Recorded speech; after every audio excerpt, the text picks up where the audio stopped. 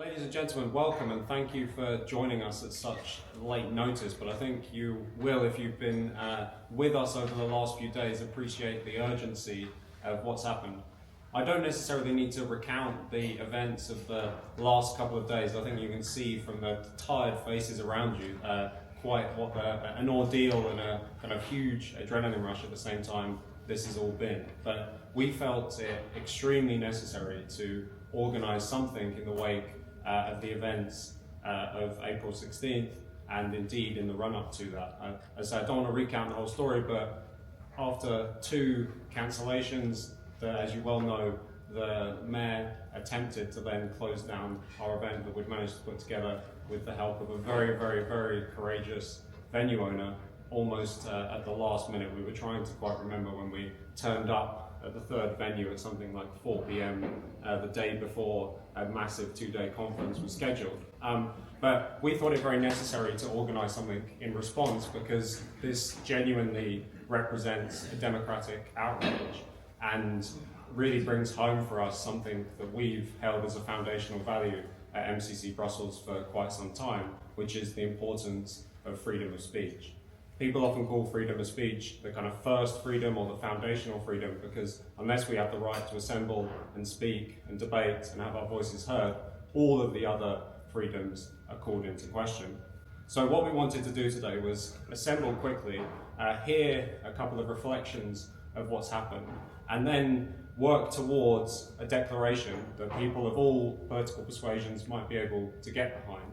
I'll read the declaration to you in a moment after we've heard from Frank and Bob, but then we want to have a conversation about it and about the events that have happened. So we don't pretend that what we've put on the chairs is necessarily the finished article just yet, but if you do feel that you could support it at this stage, or at least committing to seeing where it goes, once we close, we'll invite everybody over to the other side of the room where we'll ask people to sign it. But in the next day or two, we'd like to get your thoughts and reflections. If you want to email us, we'd love to hear from you. If you want to set up a conversation with one of us on the team, we'd be delighted to speak further, with the aim of then very quickly having a kind of final text and a finished document that we can publicise widely, and we'll certainly be asking for your help and support in putting the word out, getting your friends, family, business colleagues, political allies, even your political enemies to sign it and stand up, because I think we don't need to remind you, and the declaration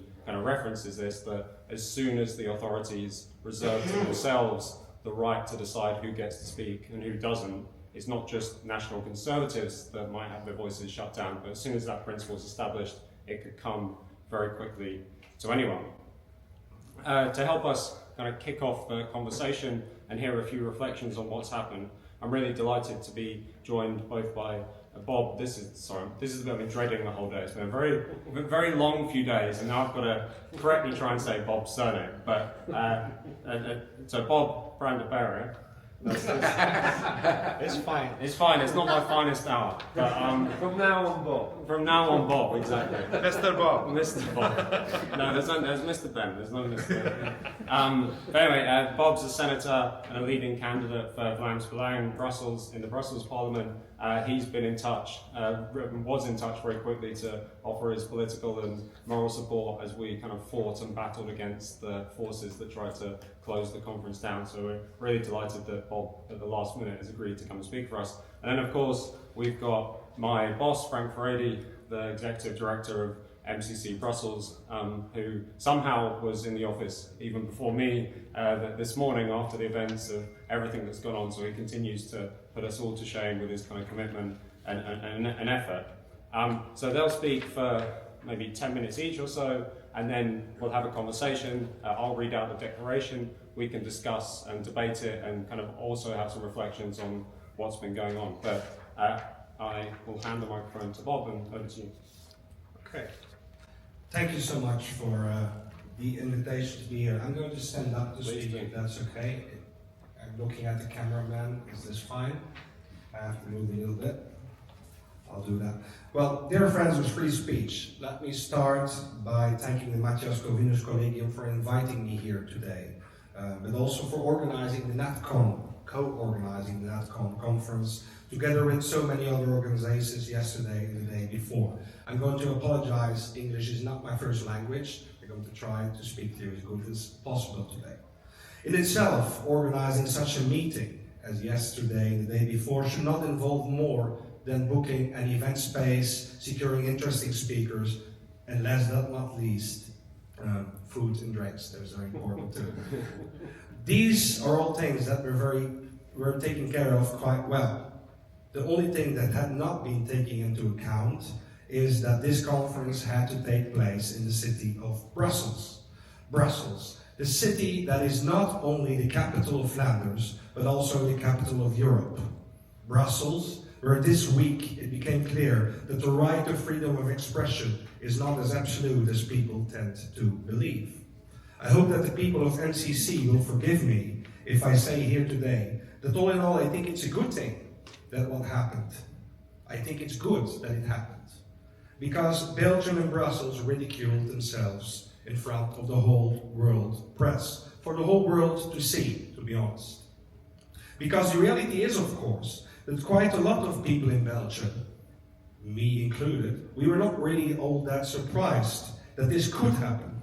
Freedom of expression, freedom of speech, and this has become clear to everyone in recent days, is not all self-evident in this country. And the people here in Belgium, the people, they feel that. I will prove that to you. An opinion poll commissioned by the VRT, that's the National Public Service Broadcaster of the Flemish community of Belgium, which is the largest community, shows that 8 out of 10 people in Flanders think that democracy is good, or a very good way even, to govern a country. I think we can all agree with that. That's a good thing, they feel like that. However, it's the rest of the opinion poll that's more revealing of the current situation in this country. And I will go through this with you. Only half of the respondents believe that Belgium is currently managed in a truly democratic way, while more than a third say it's not. A majority of the respondents believe that politicians have no idea what's important to citizens, let alone they would manage to turn these issues into policy. And when asked how much confidence they have in politicians, governments and parliaments in Belgium and in Europe, the average score is between 3 and 4 out of 10. I know there are professors here in the room, but I don't think you'll pass with that kind of score.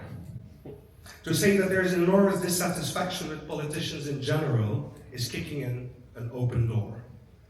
The issues that keep people awake at night are ignored by the traditional parties. Even more, a kind of consensus has emerged between ruling parties on almost all issues, so that in essence they are not far apart.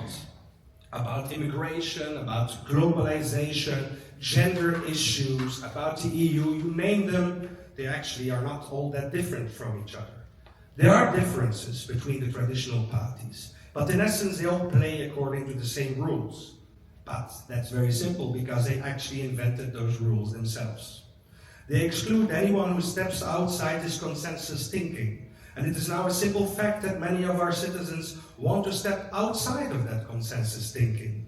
I don't want to anticipate the election results too much here, but all polls indicate that a political landslide is also coming in this country on the 9th of June. According to the latest polls, my party, Vlaams Belang, would get 27.4% of the votes in Flanders.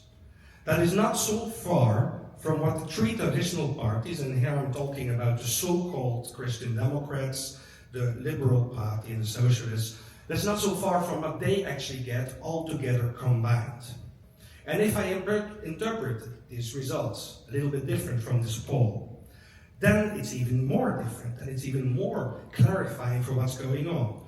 Right-wing to center voters would get 60 to 70% of the votes. So 60 to 70% of the Flemish people would vote for a not explicitly left-wing party. And yet they have been receiving left-wing policies for many years. This democratic deficit is one of the reasons, probably one of the reasons why Belgium is the only Western European country classified as a defective democracy in the so-called democracy index. It seems clear to me that the events of last week have illustrated this to all of us quite clearly. A conference where the aim was to break the consensus amongst the other Belgian and the EU elite was thwarted by several majors. First by Philippe Clause, the major of the Parti Socialiste, the French-speaking Socialist Party. His party is currently in power on the federal level, the Wallonian level, and the Brussels level. Then by Vincent de Wolf, the mayor of the French-speaking Liberal Party, the MR. His party is also in power on the federal level and the Walloon level. And finally by Mayor Emir Kier. He is an ex-member of the Parti Socialiste, but as we have all noticed, he remains a socialist. From socialists to liberals, instead of upholding constitutional freedoms, those majors chose to not stand in the way of violent left-wing activists. They chose to threaten event hall owners, and actually they did everything that was possible to curtail the freedom of expression. And as I said in the beginning, the positive thing of all of this is that it's happened in front of the whole international press. There were concerned reactions from the Great Britain, from Italy, from Hungary, and so on. And only then, when all those reactions streamed in, our Prime Minister, Alexander De Croo, he deemed it necessary to react. He responded himself quite late in the evening, actually when the whole court case in front of the Council of State was already underway. Too late, to be honest. But however, and it's important to emphasize that here, several of the mayors who actually tried to curtail the freedom of speech in Brussels, they are actually part of parties who are forming his government. And what's more, as soon as the Prime Minister of Belgium actually condemned what was happening, rightly condemned after pressure, actually he was contradicted immediately by his own government. And I brought something for you here. I will hold it up. Oh, you can hold it up. Thank you. That's a tweet by Zakai Katabi. You probably don't know her, but for those who don't know her, she's the current Federal Minister of Climate. And she made clear what she thought about free speech. When she was asked on Twitter, or X as we are supposed to call it, is the Prime Minister's response and the condemnation of the mayors supported by the entire government? And her answer is written here, évidemment que non. You know what that means? Of course not. She said, of course not. You can put it away now. Enough of her words. Yeah. 4 years ago, this Mrs. Katabi, and this, probably you cannot imagine this Mrs. Katabi was a candidate to become a judge at the constitutional court in this country. You know, Belgium likes to point the finger at Poland and other countries in Europe, but I will tell you one thing, to get in the constitutional court of Belgium, you have to be voted in. So when there's a majority in government in general, you get voted into the constitutional court. Mrs. Katabi wrote history because she was the first one in history, as far as I remember, to not achieve this. So she was not voted in. You know, many years ago, I'm a member of the Senate, I had the chance to vote on her candidacy for the Constitutional Court. And, you know, back then it was an easy decision. And today I'm actually quite sure that I made the right decision then. She did not get in.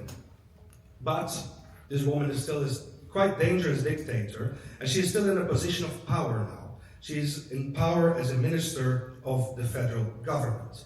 And I brought another one here. I will give it to you later.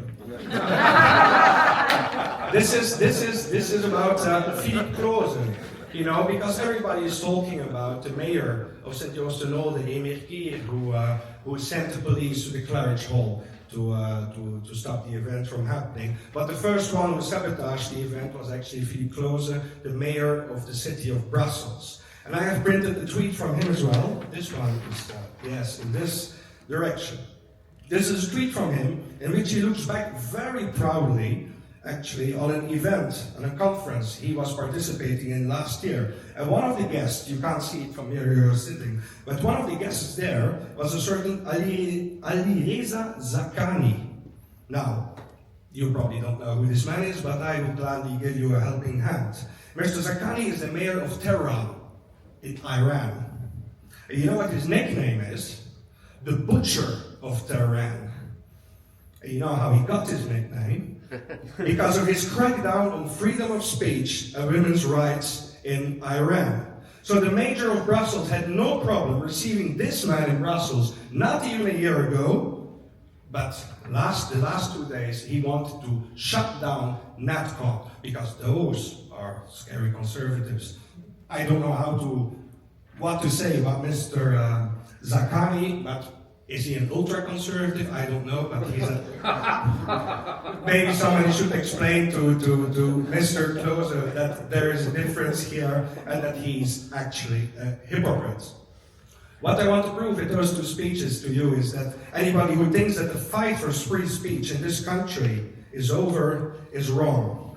This will only be completely resolved when these types of opinion tyrants, dictators, are silenced, when they are removed from power, and when citizens no longer have to engage lawyers to have their fundamental rights respected. My party, we will take the lead in this. Today as we speak, we will question the federal government. It's now going on about the shameful events here in Brussels. Tomorrow, my colleague Dominique Lotens, who is here in the hall, he will ask the Brussels government what has happened there.